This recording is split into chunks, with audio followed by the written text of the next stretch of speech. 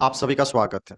अभी देश में पहली बार ऐसा हो रहा है कि शिक्षा के अधिकार के लिए लोगों को सड़क पर उतरना पड़ रहा है, जिसमें सभी स्टूडेंट ज़ोर-शोर से आंदोलन कर रहे हैं कि दोबारा ऐसा ना हो कि पेपर लीक के कारण किसी बच्चे का भविष्य बर्बाद हो।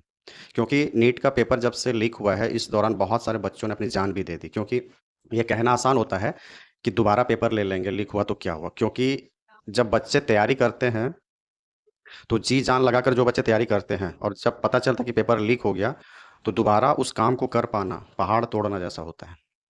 ये बातें नेताएँ समझेंगे तो नहीं, और सिंपल सा एक माँग रखा गया है कि धर्मेंद्र प्रधान जी इस्तीफ़ा दें, कि अगर उनसे शिक्षा विभाग नहीं चल पा रहा, वो पेपर पेपर लीक को रुकवा नहीं पा रहे हैं, तो वो इस काम का ज़िम्मेदारी लें और रिज़ाइन कर दें। तो इसीलिए कहा गया है कि देखिए, अगर अब शिक्षा के लिए लोगों को क्यों आना पड़ रहा है? क्योंकि नेताएँ नहीं चाहते हैं कि लोग शिक्षित हों, नहीं तो क्या सरकारी स्कूलों का हाल बदला नहीं जा सकता? जब देश में इतनी बड़ी-बड़ी मुद्दाएँ सॉल्व हो सकती है, तो सरकारी स्कूल को बदलना तो सिर्फ़ चंद मिनटों का काम होगा, अगर कड़े तरीके से डिसीज़न लिया जाए। लेकिन सरकार ही नहीं चाहता कि जनता एजुकेटेड हो। क्योंकि गरीब अगर अनपढ़ रहेगा, तभी तो भेड़-बकरियों की तरह इन नेताओं के इशारों में चलता रहेगा। और सभी जानते हैं कि यही लोग हैं, जो धर्म और जाति के नाम पर वोट बैंक हैं और ने जिताते रहते हैं पार्टियों को।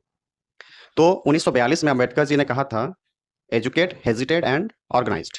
जनता अगर पढ़ लिख लेगी, तो इन नेताओं के लिए मुश्किल हो जाएगी, है ना? तो इसीलिए कोई भी सरकार नहीं चाहती है कि गरीब पढ़ लिख लें और सवाल-जवाब करने लगे। तो इसीलिए एजुकेशन को बदलना ज़रूरी है, और जिसका मुहिम अब देश में दिखता हुआ नज़र आ रहा है कि लोग अब शिक्षा के लिए लड़ रहे हैं कि हमें शिक्षा चाहिए, हमें शिक्षा का अधिकार चाहिए। अगर हम पढ़ाई कर रहे हैं, तो ऐसी घटनाएँ आपकी तरफ से कोई गलती नहीं होना चाहिए। अगर आप सिस्टम में हैं और ऐसा भी तो नहीं है कि आपने तो पैसा लिया है फॉर्म के एग्ज़ाम लेने के लिए तो आपने पैसा लिया है, तो आपकी व्यवस्था भी तो उसी प्रकार से होनी चाहिए। तो जब आप एक फॉर्म निकाल के अरबों-खरबों रुपया कमाते हैं, तो आप एग्ज़ाम भी तो सही से करवाइए।